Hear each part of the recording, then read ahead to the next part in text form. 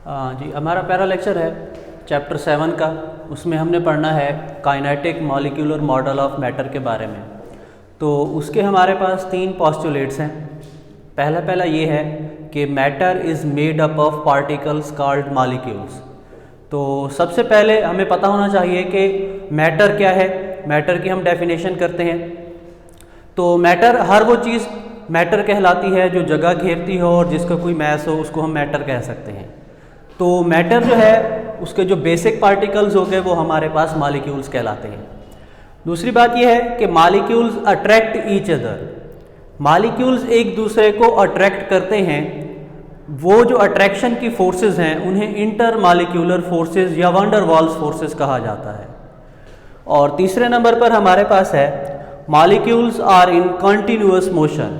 Molecules हमेशा हरकत करते रहते हैं। वो हरकत की कोई भी टाइप हो सकती है, वो रैंडम मोशन भी हो सकती है, वाइब्रेटरी मोशन भी हो सकती है, लेकिन मॉलिक्यूल्स जो है वो हरकत करते रहते हैं। ये 3 हमारे पास पोस्टुलेट्स हो गए काइनेटिक मॉलिक्यूलर मॉडल के बारे में। तो जैसा कि इसके नाम से भी जाहिर है, हम यहाँ से भी देख सकते हैं काइनेटिक मॉलिक्यूलर मॉडल। काइनेटिक का मतलब ये है कि ये मोशन में है। काइनेटिक का लफ्ज़ वहाँ पर लिया जाता है जहाँ पर कोई चीज़ हरकत में हो, इसलिए हम इसको काइनेटिक कहते हैं। मॉलिक्यूलर इसलिए कहा है क्योंकि इसका ताल्लुक मॉलिक्यूल्स के साथ है। तो ये हमारे पास मैटर का काइनेटिक मॉलिक्यूलर मॉडल हो गया। अब मैटर की फॉर्म्स के बारे में हम पढ़ते हैं। मैटर हमारे पास कितनी फॉर्म्स में पाया जाता है? मैटर की हमारे पास 4 फॉर्म्स हैं, 4 स्टेट्स हैं: सॉलिड, लिक्विड, गैस और प्लाज्मा। तो सबसे पहले हम सॉलिड के बारे में पढ़ते हैं। सॉलिड जो है उनका मॉलिक्यूल्स का जो डिस्टेंस है वो आपस में बहुत ही कम होता है। डिस्टेंस बहुत कम होने की वजह, वेरी शॉर्ट डिस्टेंस होने की वजह ये है कि उनके दरमियान इंटर मॉलिक्यूलर फोर्सेस, IMF से मुराद है इंटर मॉलिक्यूलर फोर्सेस, वो बहुत स्ट्रॉन्ग होती हैं, जिसकी वजह से इनके मॉलिक्यूल्स एक दूसरे के साथ रिजिडली हेल्ड होते हैं, एक दूसरे के साथ बिल्कुल नज़दीक होते हैं, उनका फासला बहुत कम होता है अट्रैक्शन की फोर्सेस ज़्यादा होने की वजह से। और तीसरी बात यह है कि मॉलिक्यूल्स का हमारे पास जो है वो फिक्स शेप होता है और फिक्स्ड वॉल्यूम होता है।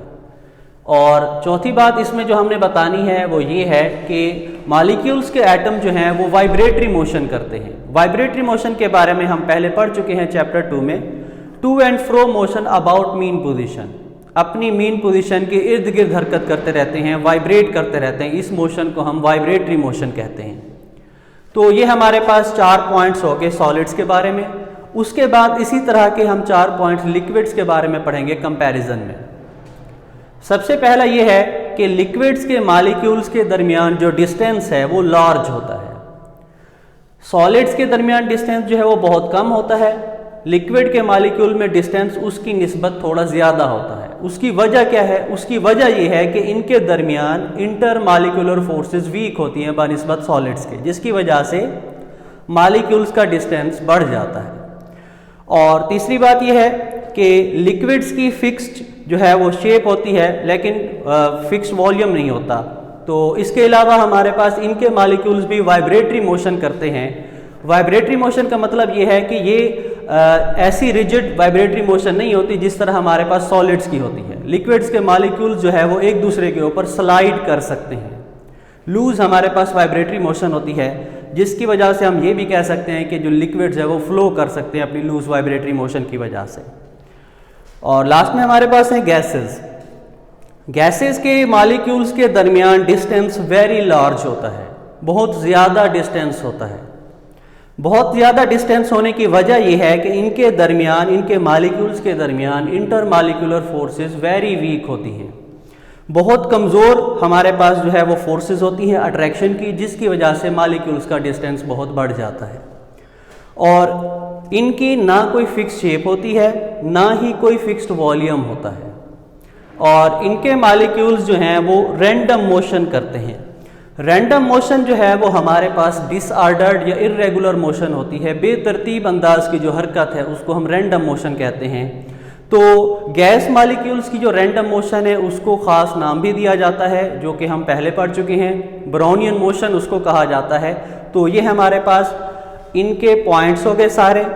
आपने डेफिनेशन में सॉलिड, लिक्विड और गैसेस की डेफिनेशन में भी इन्हीं पॉइंट्स को डिस्क्राइब करना है। तो इसके अलावा जो प्लाज्मा है जिसको हम फोर्थ स्टेट ऑफ मैटर कहते हैं, उसके बारे में एक पूरा लॉन्ग क्वेश्चन है। इंशाल्लाह आगे हम नेक्स्ट लेक्चर में उसके बारे में डिस्कस करेंगे।